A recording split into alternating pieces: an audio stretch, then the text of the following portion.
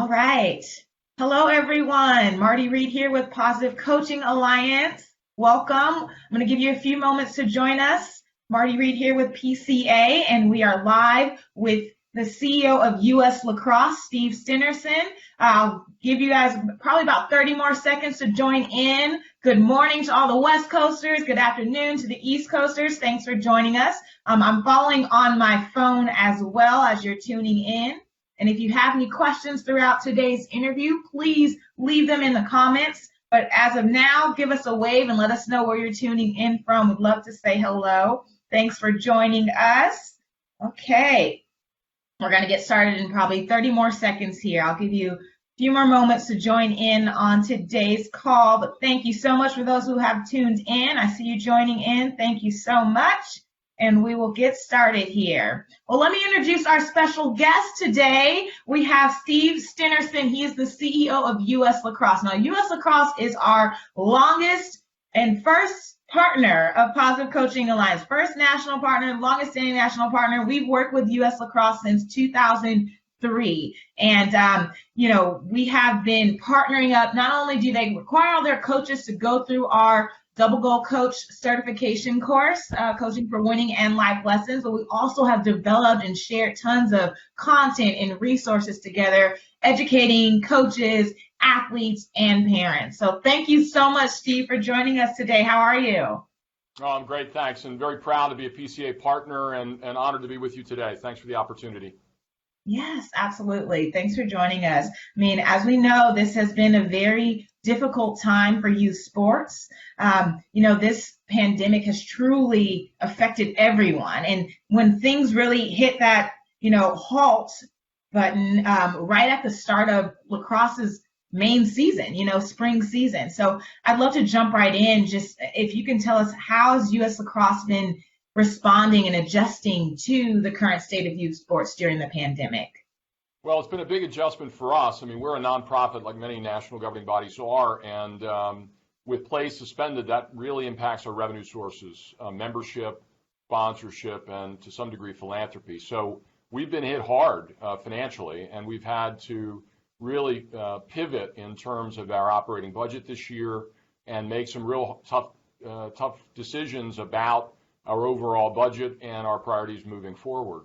But as tough as those decisions are in terms of making sure our organization survives and learns and thrives beyond this challenge, it is a point of innovation for us, really focusing on how we can better serve the national lacrosse community, better connect with the national lacrosse community. And we've initiated a number of new programs, one of which is our Lax at Home portal, which is all about trying to deliver very consumable digital resources to players, coaches, and officials throughout the country. This is something that will continue to evolve moving forward. Now is available through our uslacrosse.org website, and it's getting just incredible interaction and engagement. I think the other thing we're really focused on, as all sports are, is a safe return to play process. Yeah. And I'm in constant communication with dozens of other national youth sports organization leaders, with NGP leaders, and we have our own Return to Safe Play initiative that's led by a subset of our Sports Science and Safety Committee, kind of about to, within the next couple of weeks, provide some high-level recommendations and then moving into more sport-specific recommendations to best position our sport for a return to play when the time comes. Yes. Amazing. Yeah, and we will be linking those resources in the comment section. You have put out US Lacrosse at Home, tons of resources there. We'd love our audience to tap into those and continuing to help provide that support for those watching and tuning in from home. I'd love to give a couple shout outs to those joining us. Steve Shiro, have a good session. Thank you, Steve. Jenny Wilburn from Stanford, California. Ryan Larkham, Connecticut. Thanks for joining us. Joe Cummings in Pittsburgh. Thank you all. We are here for those that are just joining in. This is Marty Reed with Positive Coaching Alliance, and I have Steve Stenersen with US Lacrosse CEO joining us right now, sharing how they have been responding to the current pandemic, offering tons of resources right now to the community. Now, knowing that Sports will return. Sports will return. It's going to take some time, but they're coming back. What are the most important goals for US Lacrosse moving forward? Well, I think we have both internal and external goals, and I think we have to do our best to use this time to evolve our existing operations. And in that regard, we've kind of launched an in-house innovation task force, and we've taken a cross-section of our staff, literally up and down the staff across operations, and challenged them to do a sprint over the next 60 days and really take a very creative look at what we do, how we do it, and how we can improve. Yeah. And, I read this kind of brief comparison, I think a couple of weeks ago, but it's now my mantra. We don't want to restart, we want to reset our organization and take this opportunity to really be thoughtful and creative about how to come through this challenge and out of it stronger. So I think that's the internal focus right now, really, is stabilizing operations and doing our best to be creative and innovative moving through and beyond this crisis. I think externally, our goal is to be very transparent about communicating to our members and providing the leadership and guidance that, to the best of our abilities, the landscape is very foggy right now. We don't have a clear vision as to when the fog will lift, when we'll be able to begin to resume youth sports participation, and we're doing our best to kind of keep our binoculars focused on the horizon as best we can. In the meantime, I think we've got to do our best to be a resource to our members and to provide that guidance, as I mentioned, in terms of our Return to Safe Play initiative. I think we're all, as youth sports leaders, concerned that we don't have a unified approach to youth sports nationally. We're one of the few sports that does not have an overarching body, federal body, if you will, that a youth sports ministry of some sort that oversees all levels of amateur sport. So sadly, that disaggregation creates real challenges. I think the governing bodies of sport, the national youth sports organizations themselves, are very focused on the right balance of wanting to return to play, but not wanting to do so before it's safe enough to do so. And what we're most concerned about now is we're hearing in various walks of life, and youth sports is part of that, kind of a growing demand to return, in my opinion, before it's time. We saw, I think it was in either Time Magazine or New York Times article this past weekend about 2 youth baseball tournaments that were actually played on Mother's Day weekend in the Midwest. And I am extremely concerned about that, as are my peers, that not only do I believe that is very short-sighted, but I believe that it also threatens to really short-circuit the entire youth sports market's return if something bad were to happen there. So I think, again, trying to provide the guidance necessary to our national lacrosse community and also engaging with my peers is kind of our external focus right now. Absolutely. And I think what you just shared, we don't want to restart, we want to reset. That was a huge quote that we put in the comment section. People are listening in and really enjoying that information that you're providing. And you did talk about your US Lacrosse Safe Return to Play advisory group that you created. And we will also link that in the comments as well for those that are tuning in. Again, this is Marty Reed with PCA, and we have US Lacrosse CEO Steve Stenersen. So you mentioned, the membership, right, and how you're continuing to engage with the members right now. How can US Lacrosse members, best prepare for this eventual or for this reset at home? Well, it's a great question. I think what we've tried to do is make sure, first of all, it's engaging your community and doing your best through your primarily digital assets these days to do so. And so, as you mentioned earlier, we poured a lot of content out there focused on, that's the whole Lax at Home moniker, making sure kids stay engaged with their sticks and balls and through creative ways, stick tricks and kind of free play type of opportunities in their own backyards as much as we possibly can. So I think it's engaging the community. This is, as you said, our traditional season, although all youth sports kind of go 12 months a year. The traditional lacrosse season is upon us. We're in the middle of it now, and so kids aren't able to express themselves through lacrosse. And so we want to make sure they feel like, look, our sport is still here. We're not on the field, but you're still lacrosse players, and you can still hone your skills at home, and trying to give them the capabilities to do so. So good. And some of our lacrosse partners are wondering if there will be any new rules in place, to keep everyone safe on the playing field. Has there been any innovation or new developments on the national level when it comes to the rules? Yeah, there definitely will be. That's coming. I mean, I do think, one of the challenges is, understandably, everybody wants an answer yesterday.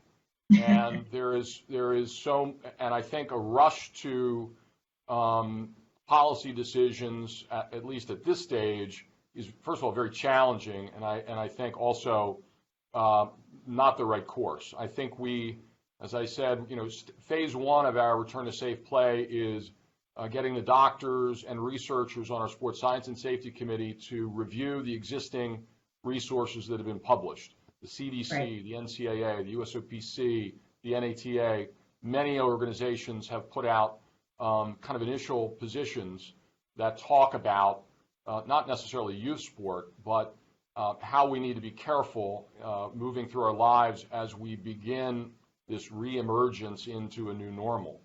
So I think moving forward, I think what the lacrosse community should expect is a very different initial version or versions of the lacrosse experience to best position ourselves to emerge from this pandemic. A lot of this is common sense in how we're thinking through our particular sport. There are other sports that it's far easier to maintain social distancing and other kind of key criteria that we all know about these days. It's for others, it's quite more difficult. Wrestling, for example, is a challenge for social distancing, right, in competition. I think what we're going to see in lacrosse is something that really does sync a lot with the athlete development model that so many sports have embraced. This idea of right-sizing the youth sports experience to sync with the cognitive and physical development stages of kids. That means small-sided play. That means fewer children on the field at once.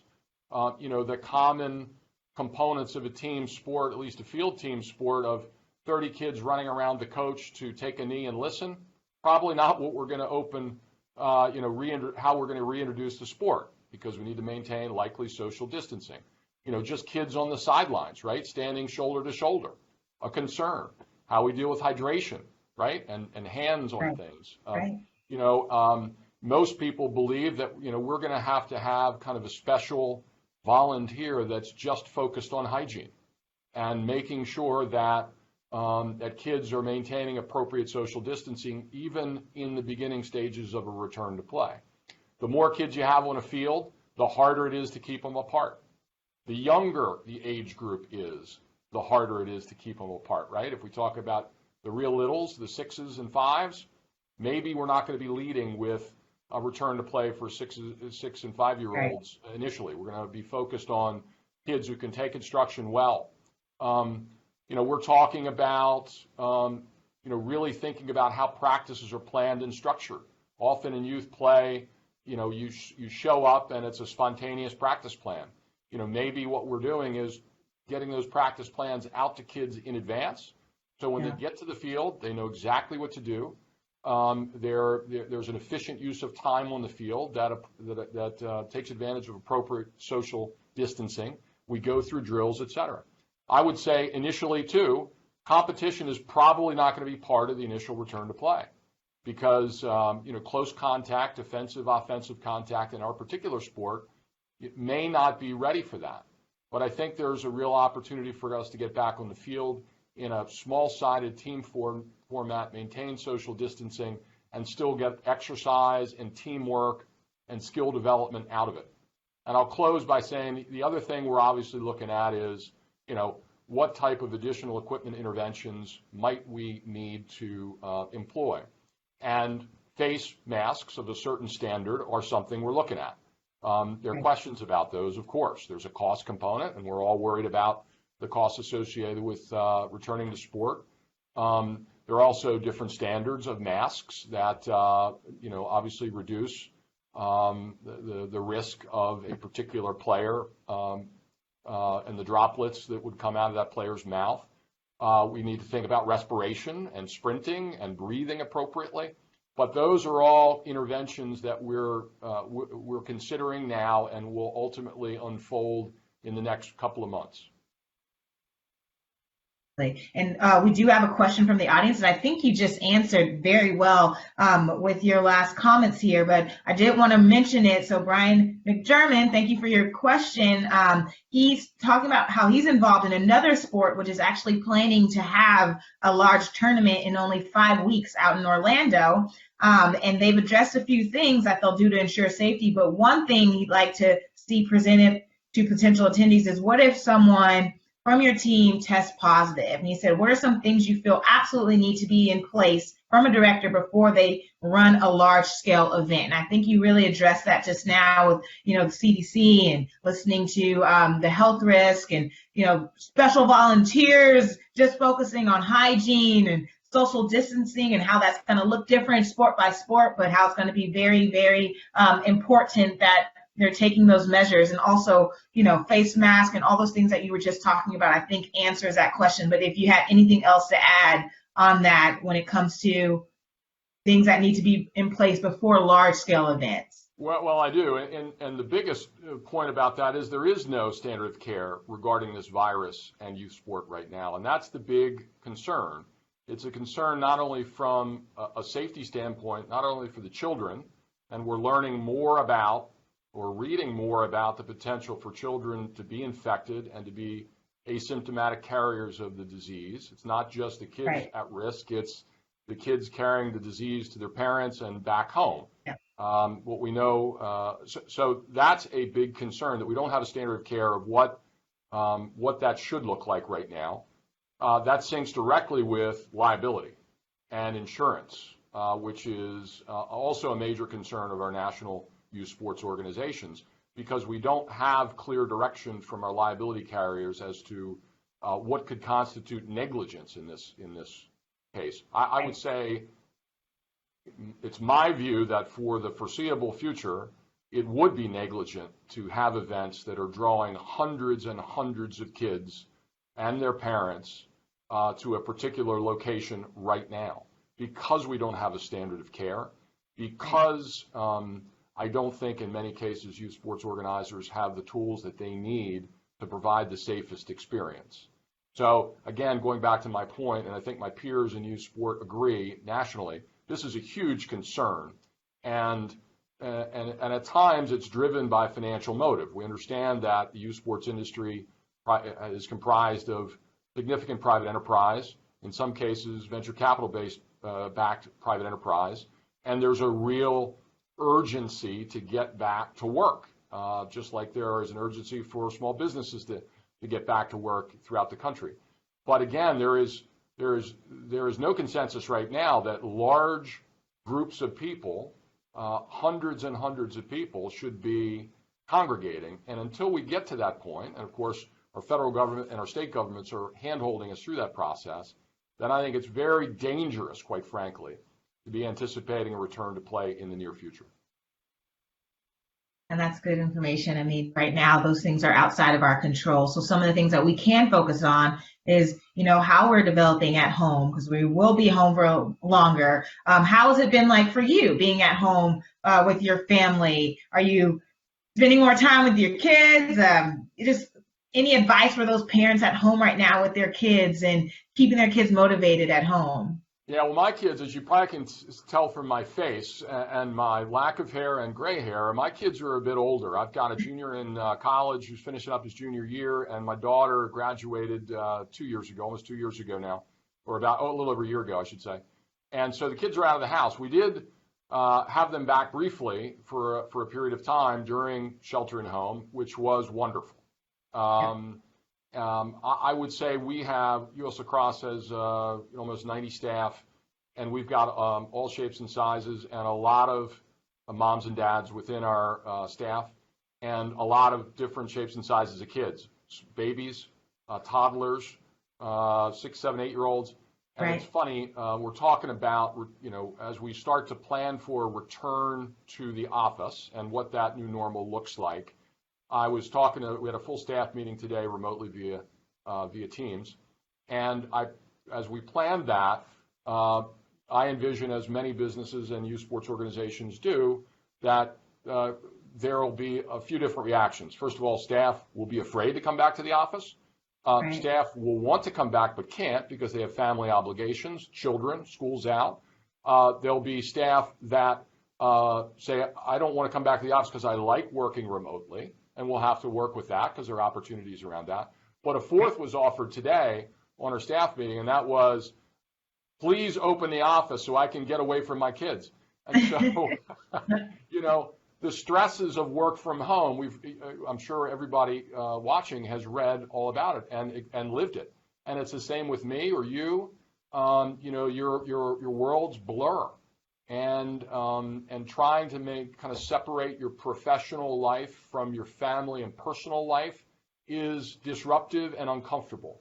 And I think, I feel for families of younger kids, especially those who don't have open access to parks and a yard or any type of public facility, because they're mostly closed now, that it's so tough, especially with those balls of energy in girls and boys. And so the more we can provide some opportunity for, and the interactive opportunities we provide are not just lacrosse specific, they're fitness general, to get kids involved. You can put down your stick, and training and strength and conditioning exercises to burn off some of that energy. So I think the more parents can engage in the plethora of content on social media and virtually through US Lacrosse and many other resources like the PCA, the better.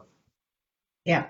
Yeah, and there's a ton of resources out there, like you said, to continue to develop, and physically work on your game. But our theme for this week is the mental game. I think this time right now is not only having that physical effect on people, but it also has that emotional and mental effect as well. So how important is it for athletes to develop a strong mental game, and how can they use this time to, reset and grow their mental skills? Well, yeah, I think it's easier for a mature athlete to be able to do that than it is for an adolescent. Of course, the developing brain is a beautiful thing and a frightening thing, and it's hard for obviously younger athletes to be able to get perspective on what they're feeling. And so, I just think it's super important that parents take the opportunity to really engage in conversation with their kids.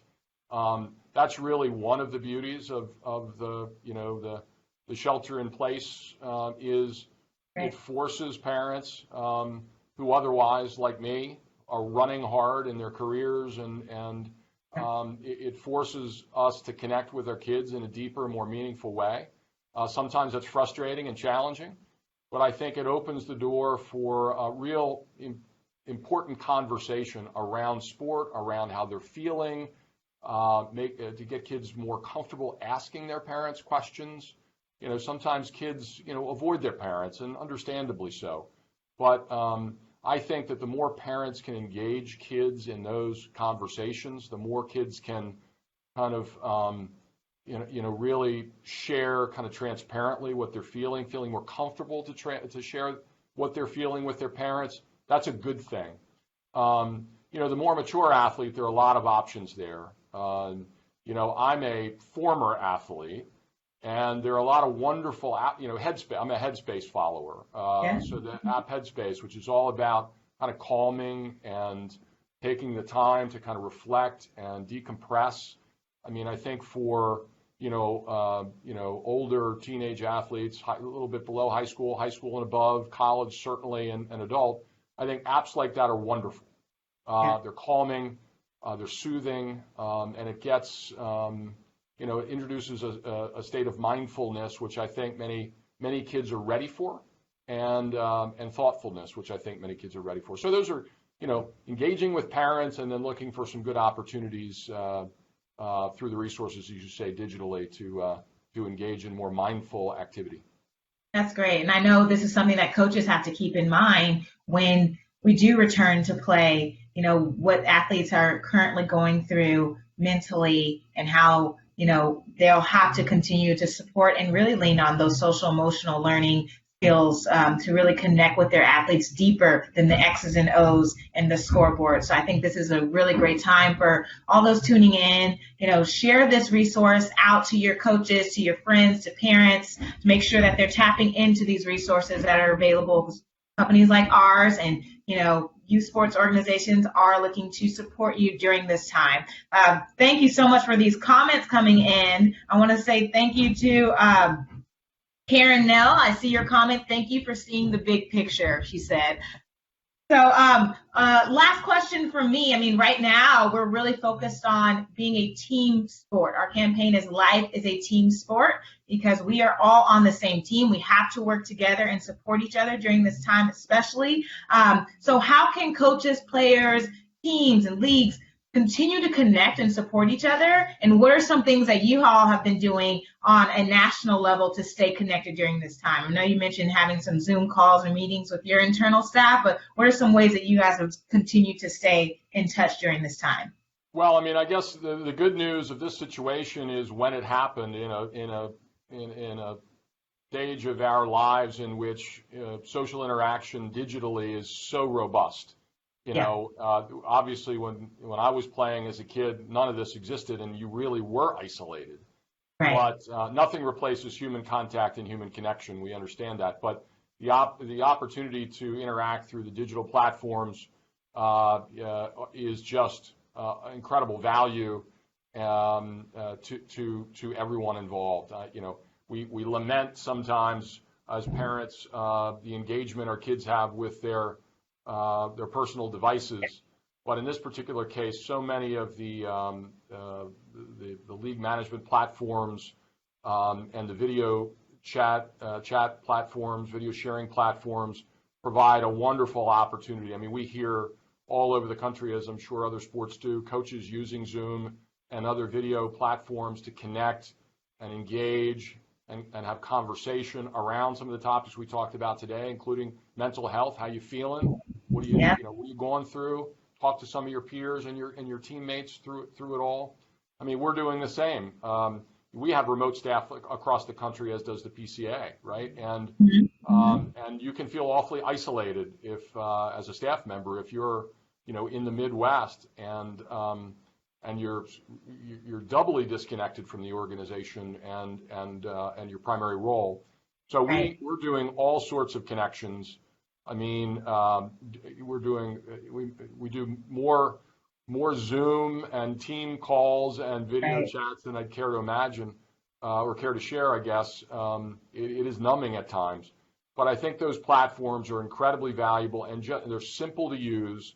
And you really don't need to go into significant planning for such to engage your team.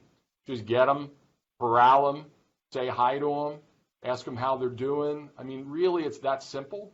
And reinforcing that concept of team, that you're all in it together, that you're there to support each other. I mean, just really, really simple but valuable stuff. And now we have the digital tools to really deliver on it. So I just encourage all coaches to use those tools to their advantage. Absolutely. Thank you so much. Honestly, this has been an amazing conversation. Thank you for taking the time to connect with me and with us today. Your words of wisdom has truly, sunk deep in not only our hearts, but our minds. Truly genuine. I thank you so much for your messages today. Those that are tuning in, thank you so much for joining us. Join us again tomorrow. We'll be back here on Facebook Live at noon with our National Advisory Board member, Asia Evans. And on Friday, we'll be on Instagram Live with pro soccer player Tommy Thompson at noon Pacific time as well. Thanks again to Steve Stenersen, and everyone have a great day. Stay safe. Stay safe. Thank you.